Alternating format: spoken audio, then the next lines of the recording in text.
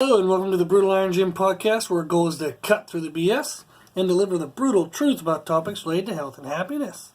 So today's topic is mindset, and we're going to be talking about overcoming stress and specifically talking about worry.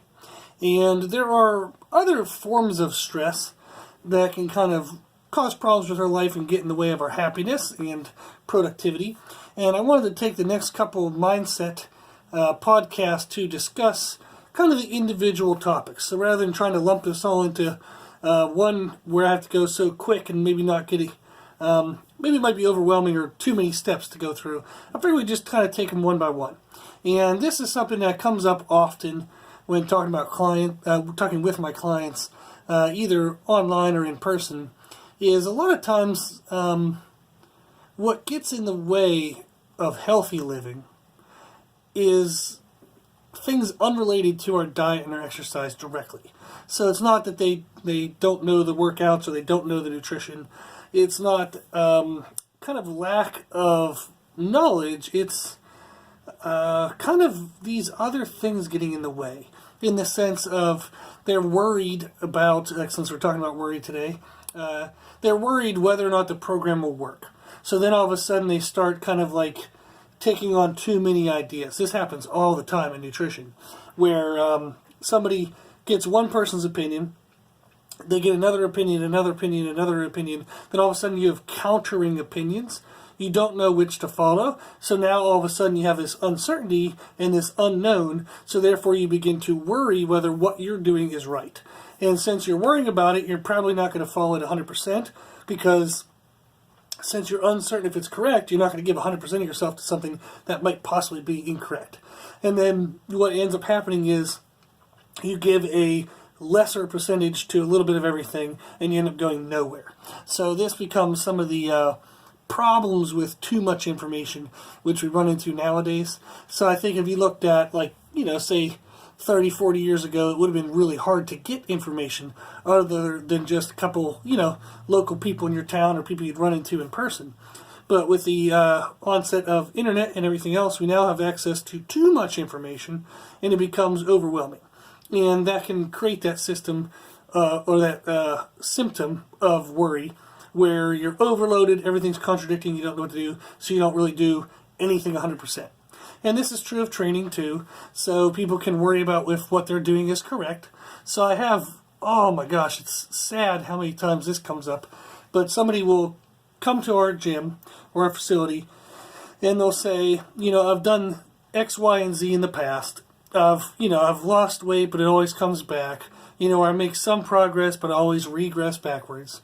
We tell them kind of like what were the good and the bad of the past things they do. We kind of give them the new things that they might want to try. It's very odd for them. It's something they haven't tried before. So they worry if it's correct, and therefore they end up just saying, well, I'm going to go back to what I did in the past. It worked for me. No, it didn't. So it did not work because you're standing here asking us for advice. So it may have worked temporarily. So maybe what you did lost 30 pounds 3 years ago, but why have you gained those 30 pounds back if it quote-unquote worked? Okay? So you have to keep your mind open to new possibilities. And sometimes the effect of worrying can kind of hold us back from doing that. So that's kind of what worry is. It's kind of the anxiety or the fear over like the what-ifs or the unknowns. And that's going to get in the way of us being our best in terms of following all the things we want to do in our life that we know are kind of quote-unquote good for us, but we're not sure. Maybe they're new for us. We don't really know what the outcome will be, so we know what the next step might bring, and we can kind of see ourselves, maybe just one step at a time. We can't see that finish line, so we worry if we're going in the right direction. So instead of going there and finding out, we just don't go anywhere. And that's what I want to kind of help people work through with this podcast, is to get over the fear or the anxiety of the known, unknown, or the what-ifs. And let's instead focus on what we can control. So this definitely has application to health and fitness, like nutrition training, but this is, widely more applicable to our whole life. So that's what we want to kind of approach this as, is kind of like a whole life approach, and definitely apply it to our nutrition and training where we see that we can. So one of the biggest things that I think helps, and people smarter than me too, when you read all these books and fancy language about all this stuff, is one of the biggest things you can do about worry is to address each of your fears, each of your what-ifs, and kind of find ways to be prepared for them. So I'm an Eagle Scout, and the motto of Boy Scouts is to be prepared. So that was what was drilled into my head when I was younger, was if we went out on a camping trip, and somebody might be like, well, what if a bear comes after our food? You would be prepared by putting anything that had any attraction to a bear. You might throw that in like a kind of a knapsack, and you'd throw that on a string, you'd throw it up over a really high branch, and you'd kind of store that thing really high up in a tree. And you'd often store it a little bit further away from your tent, so you're not going to store it right above your tent. That way, if a bear was to come and get it, maybe they can't get the scent because it's really high. Maybe they'll see the tree and think it's not really worth climbing it. Now, bears can climb trees very well, but if you put it high enough, maybe the bear will be too lazy. But that's the idea, is you want to kind of be prepared. What's the likelihood of a bear attack when you're out camping? Very, very, very low. However, if it were to happen, it would be something that you would not like. You would not enjoy that experience. So it's worth being prepared, even if it's kind of a low likelihood. Also, one of the benefits is, the reasons why, is it's a low level of effort. All you have to do is throw your crap in a bag and throw the bag up over a tree branch and you're good to go. So it takes, all of 5 minutes. So it's well worth it, even if it only has like a 1% chance of happening. If it only takes a 1% effort, why not do it? To whereas if it was something that took like a grueling, 8 hours of your day and, you had to like give up your firstborn child for it, it's probably something you might not want to consider because of the low likelihood of it versus the high cost of it, being prepared for it. But that's the idea. That's kind of the general concept we're going to talk about in this podcast, is to overcome worry, is to focus on being prepared. So the key to that, though, is we can only be prepared for what we can control. So we need to find out of all of our worries and our what-ifs, what of that can I do anything about? So can I control a bear from coming into my camp if I'm camping out in the woods? Not really. What am I going to do? Dig a moat around my campsite and, fill it with hot lava? So there's nothing you can really do. If a bear wants to come in, they're going to come in. So I can't be prepared in the sense of preventing the bear from coming, but I can be prepared in the sense of taking away any interest that it might have once it's at the campsite. So that's kind of like a general idea we're looking for here, is if we think about, if you're worried about one particular thing, let's just kind of break this down to one aspect of your life. So maybe it's, you're worried about your nutritional health. Maybe you're worried about your physical health. Maybe you're worried about being a good parent to your kids when you're busy trying to also work and make money. Maybe, whatever it is, whatever your worry might be. Let's look at just one worry right now, and let's kind of walk through the steps on how to address that. So one of the things you'll hear all the time is to rank the realism of your concerns. So if you think of this particular issue, write down all of your what-if fears. So what are you afraid of? So if you think of camping, what if the bears come and attack me? What if what if my tent has a hole in it? Maybe I want to bring like a tent repair kit. So maybe I have fire concerns. What if I make a fire for cooking and it gets out of control? Well, then I can just pack a fire extinguisher.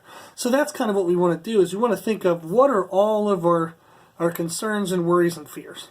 So let's kind of write them down. So you can do this while you listen to the podcast. Just hit pause each time I give you guys a step of something to do. So you would want to write down what the title is of what you're worried about. You want to write down, whatever fears and concerns come to your mind. If you don't have like a string of thoughts right away, you can maybe just force yourself to kind of write 3, or you can write 5, or you can just write all 40,000 if you're, that's how many come to your mind.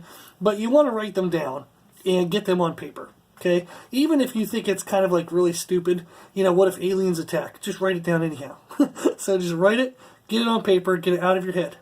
So that's the big goal of this, by writing down our fears, is to get it out of our head, because sometimes what's causing us problems is we have so many fears, and we're trying not to forget each fear, that our mind just kind of bounces around, trying to take account of all of the fears.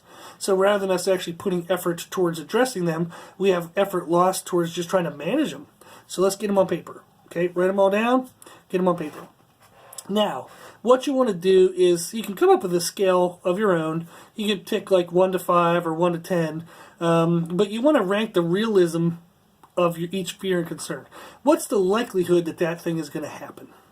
So, if I'm ranking it on 1 to 10, where 10 being maybe 100%, that is definitely going to happen, or 1 being like a 10%, it's pretty unlikely. So if I'm afraid of aliens invading our campsite, I'm going to give that a 1.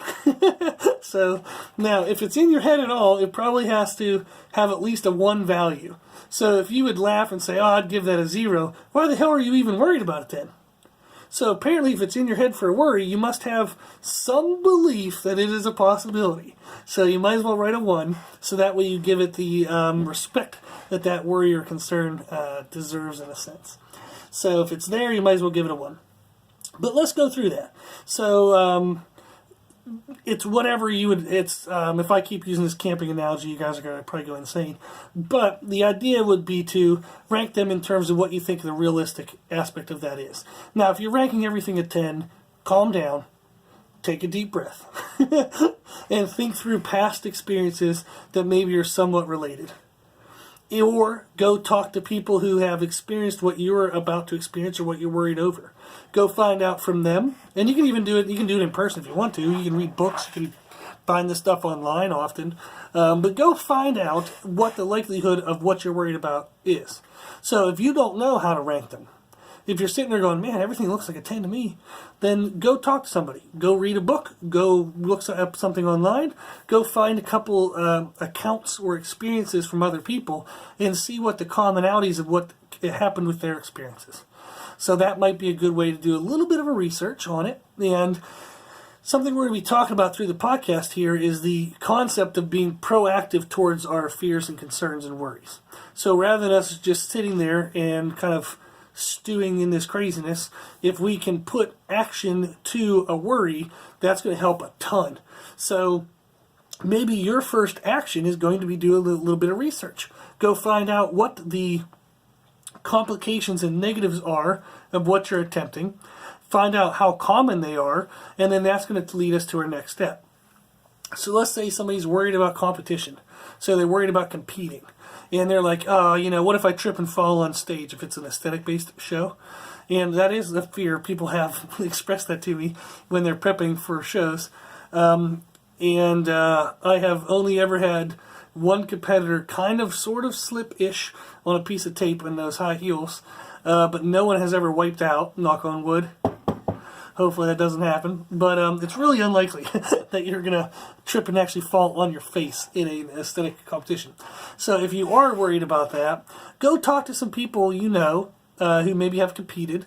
You can also look online and just type, you can Google my show experience. There's YouTube videos where people nowadays do kind of like a review of their experience, but go do a little bit of research, okay? Find out what the likelihood of that is. Now, if you're afraid of, like, in competition, what if, say it's a powerlifting meet and you're afraid if you bomb out on your squats? That's unlikely, but that's also 100% in your control. Just squat to parallel. So that helps a shit ton. Just do that, and that would be an amazing first step. And actually having honest friends, if you're not sure what parallel is, go find out who a judge is in the local organization that you're going to go to and ask them. So at our gym alone, we have, I think, 5 or 6, maybe even 7 judges of different federations. So, I have a couple judges that I ask if I ever have questions about any clients. I'll shoot them a quick little video on Facebook Messenger or Instagram. They just send me back, yes or no, or red light or white light, good or bad, and that's all I need from them. And they're super awesome to do that for me. So just find somebody who can help you. So that will be the idea. So we have once we go through that, we have our ranking of our worries and concerns. Now, the highest ranking concern should get your highest degree of attention. So too often people focus on easy worries. So we're going to unpack this here in a second, but if you look at the things you might be worried about, maybe there's one or two things towards the top of the list that you're like, yeah, I'm worried about that, but dang, if you want me to work to address that one, that's going to be kind of a lot of effort, and I don't really want to do that. So I'd rather just kind of worry about the aliens. So too often that happens, where people get lost in the easy concerns. And that is absolutely a freaking waste of your time, so don't do that. So focus your attention on the highest ranking concerns. So, now, especially even if they're not easy to address, but that would be the goal, is what is our highest concern? Is it within our control? So can I do anything about that? And if you're not sure, again, do some research. So if you're afraid of something, like let's say, again, you're in an aesthetic show and you're a female and you're afraid of, your kind of top kind of slipping and you kind of, giving a peep show to everybody on stage, they make what's called bikini bite, which is like a glue that like helps adhere the suit to your skin. So you can look that up and go find out what that is and go get help towards making sure that's not a concern. So there's a whole bunch of stuff like that. So whereas if you're worried about a specific thing and you don't know if you can put action to it, go research it. Again, that's going to give you physical action, something you can do with this worry. So if you're having a sense of worry, but you can turn it into work, okay, if you can turn it into something you can be productive with, that's the goal. So you'll no longer be filled with a sense of worry, you'll be filled with a sense of work towards solving that worry, which is a much better sense, much better feeling. So that would be the ideas. Can I do anything about it? If you deem that you cannot do anything about it, guess what? Stop worrying about it. So if it's outside of your control, any amount of worry that you give to it will have zero effect. So whether I give 1% of worry or whether I give all of my worry to it won't make a damn bit of difference. So instead of giving any worry to that thing, go find the highest ranking thing that you can put action to and give that your attention. So take your attention and your worry off of things you cannot control, place them solely on the things you can control. And then on the things you can control, write down what you can do to take care of it. So make a game plan in a sense. So write it down on paper. Say, okay, out of my top concerns and worries, I'm going to pick this one, which is the highest ranking that I can do something about. What is the somethings I can do about it? Let me write down each action that I can take.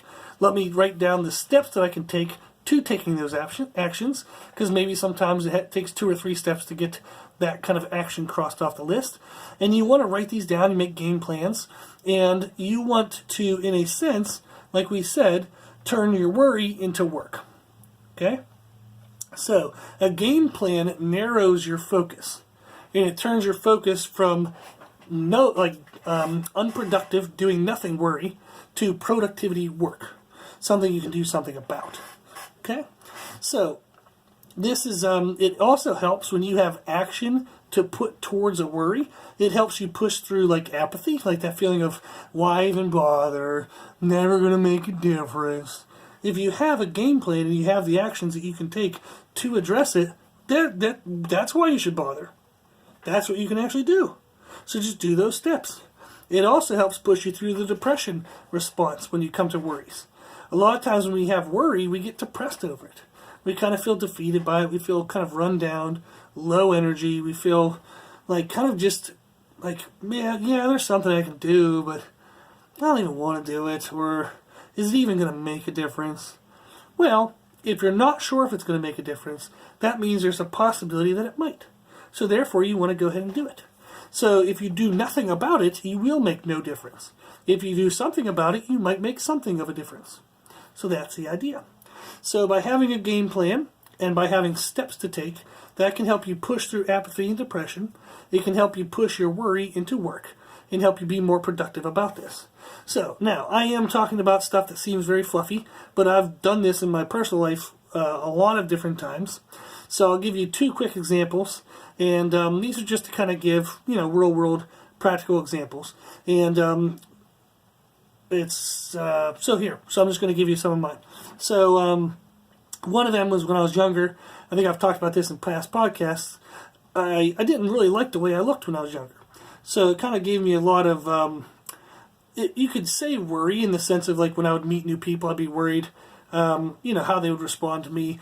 I'd be worried if I went to a new event or a new, kind of a new crowd of people. So I remember like when I went off to college, I kind of like was antisocial for a little while because I was really kind of worried about whether I'd be accepted.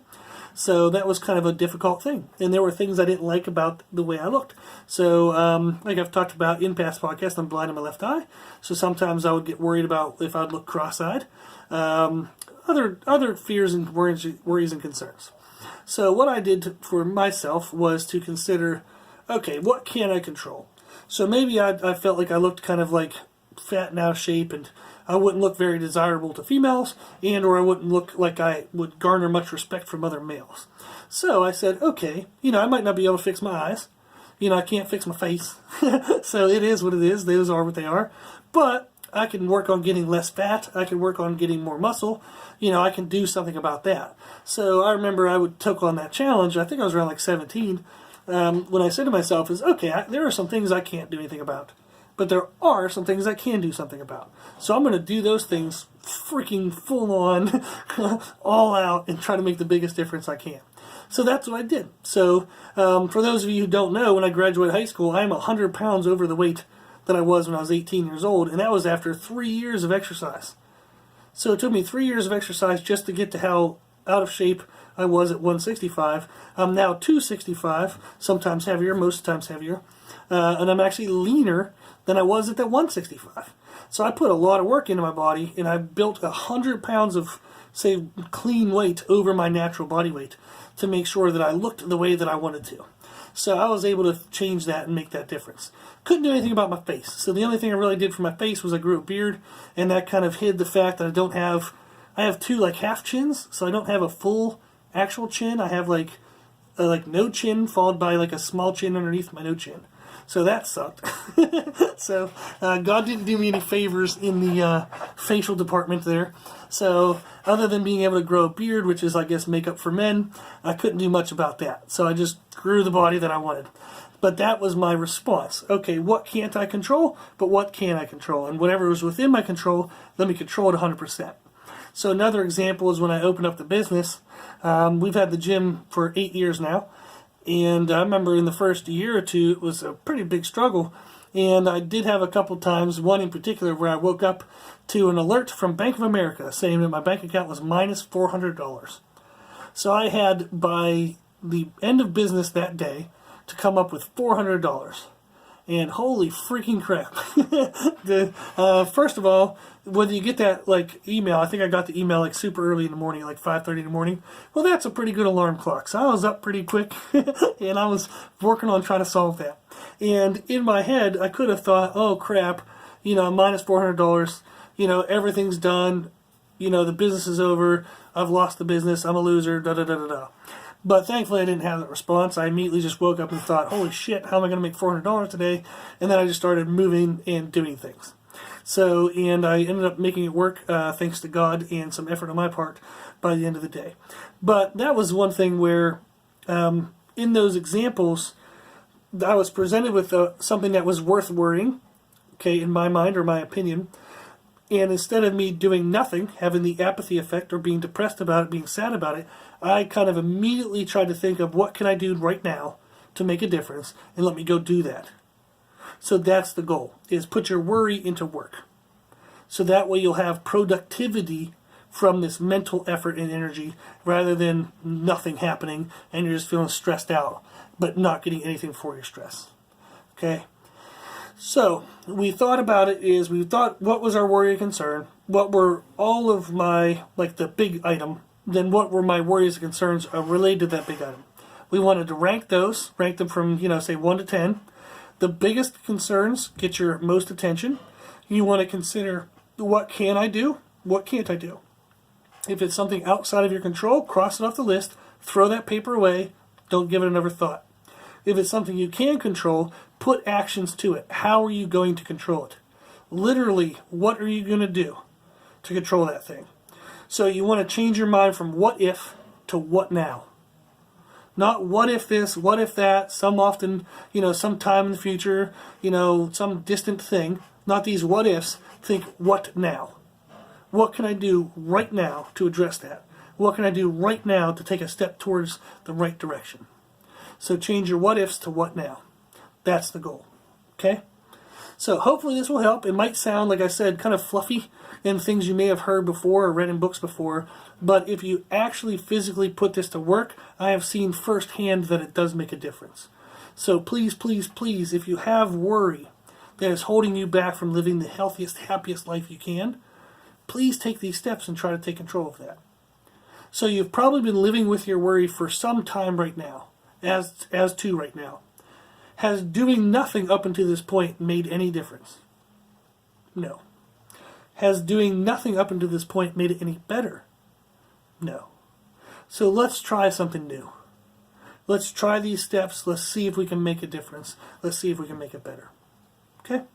So if you'd like help on that journey, you can always reach out to us. Our email is brutalironjim@gmail.com. We'd be happy to help, maybe help you with some ideas or figuring out what you can or can't control, try to clear the air for you. Okay? So, good luck to you.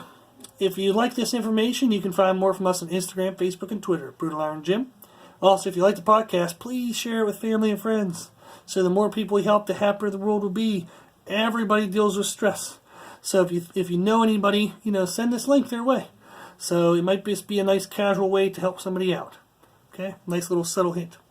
And if you have any questions, feedback, or suggestions, or if you'd like any help on your journey as you navigate through your worries and concerns, please, again, like we say, reach out to us on our email, brutalironjim@gmail.com. Cool. As always, I hope this was helpful, and thank you for listening.